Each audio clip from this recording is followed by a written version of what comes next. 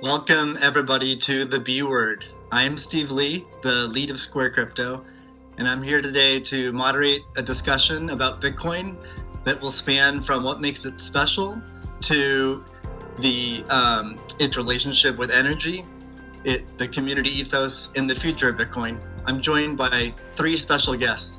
The first is Cathie Wood, founder, CEO, and CIO of ARK Invest. Next is Elon Musk, techno king of Tesla and chief engineer of SpaceX. And finally, Jack Dorsey, CEO of Square and CEO of Twitter. So we have a lot to talk about today. So let's get to the talk and get right to it.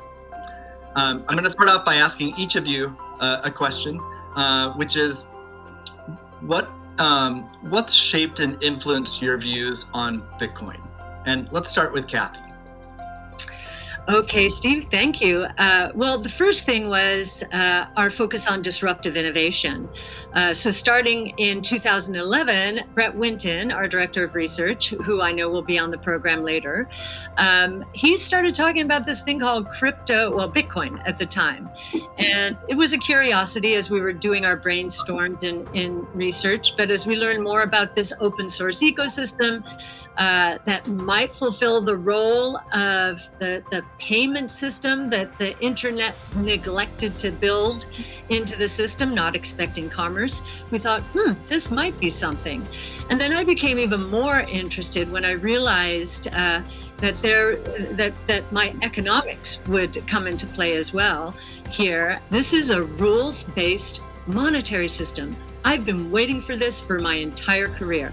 So the combination of disruptive innovation generally, economics on top of that, and the huge misunderstanding out there as to what this is, that was intriguing and launched our research effort. Thank you. Elon, what's influenced your views on Bitcoin? Well, I've thought about money for quite a while, obviously since the PayPal days. And really, it's best to think of money as an information system, primarily an information system for labor allocation. And for practical purposes, it exists in a series of heterogeneous databases, like very different databases in bank mainframes around the world. It moves quite slowly in reality. It may seem to move fast sometimes, and it does with PayPal, which is real time.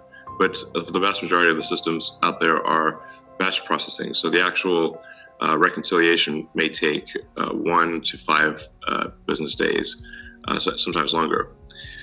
And you have the ACH system, which is ancient and still in operation, which allows transfers effectively like a check would be an ACH transfer, but it's not secure.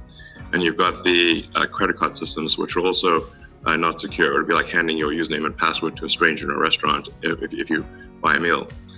So there's definitely an opportunity for something that is better from an information theory standpoint. So and there you can think of it like data on a network. I think is the way to view it. What has the most throughput? What has the least error? What drops the fewest packets? Fraud, for example, being a source of error. And government interference in currencies being a source of error.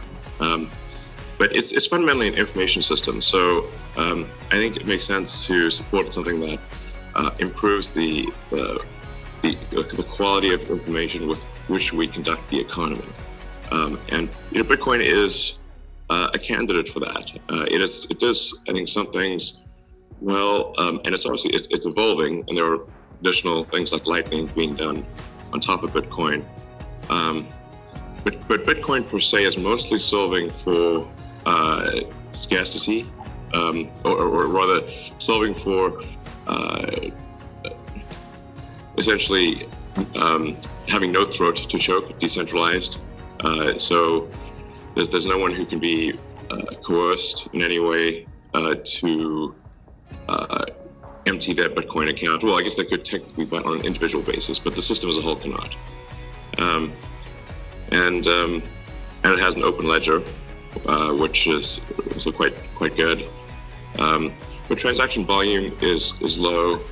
Transaction cost is high, and usability for the average person is not yet very good, but it has a lot of potential. And I should say that, like, I'm not, and I apologize for taking a long time, but there certainly is a lot to say. In general, I'm a supporter of Bitcoin and the idea of cryptocurrency in general. But as I've said publicly, we do need to watch out for crypto taking, especially Bitcoin, using proof of work to maybe use energy that's maybe a bit too much and not necessarily good for the environment. So, but on balance, I support Bitcoin, and I'm not an investor. The only publicly traded stock I own is Tesla, and the only significant thing I own outside of Tesla is my SpaceX stock that help create both companies. So, but apart from that, I do own Bitcoin, and Tesla owns Bitcoin, SpaceX owns Bitcoin, and I do personally own a bit of Ethereum and Dogecoin, of course. So. Okay, great, thank you. And we'll get into some of those issues in more depth as well. The next question I'd like to ask you, Jack, is you said before that Bitcoin changes everything. Can you speak more to that? Well, I just think that a lot of what we experience in life, when you really get down to the foundation, a lot of our monetary policies, a lot of our monetary systems cause so much distraction and so much cost. And when you get to a system where you have the potential for people to truly own it, they can verify it themselves. You don't have to have trust going in. You don't have to trust it at all. You can verify it through source code or whatever your appetite is. And that any particular person can help drive the future of it. And at the same time, it's not controlled by any state. It's not controlled by any bank. It's not controlled by any corporation.